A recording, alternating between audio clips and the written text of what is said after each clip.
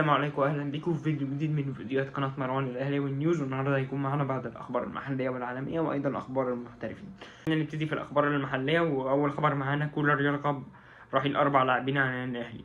استقر السويسري مارسيل كولر مدرب النادي الاهلي على رحيل 4 لاعبون عن صفوف الفريق، وذلك خلال فتره السوق الانتقالات المقبله.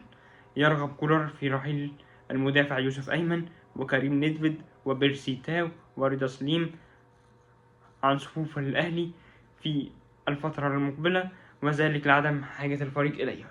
الخبر اللي معنا بعد كده طبيب الأهلي مصطفى شوبير يعود للمشاركة في نهاية ديسمبر. والخبر اللي معنا بعد كده وصول أبطال الثلاث قارات إلى قطر استعدادا للمشاركة في كأس الانتركونتيننتال. والخبر اللي معنا بعد كده انتهى لاعبي الأهلي من جلسة التصوير الخاصة بكأس الانتركونتيننتال. والخبر اللي معنا بعد كده أعلنت الجهات الأمنية لسماح 30,000 مشجع لمباراة الزمالك والمصري القادمة في بطولة كأس الكونفدرالية الإفريقية. والخبر اللي معنا بعد كده المسلوسي يعود لقائمة الزمالك ضد المصري في الكونفدرالية. ودلوقتي هنخش في أخبار المحترفين، ومحمد صلاح يستمر في التألق ويسجل هدف الفوز على جيرونا في مباراة الجولة السادسة من دوري الأبطال الذي انتهت بنتيجة 1-0 لليفربول.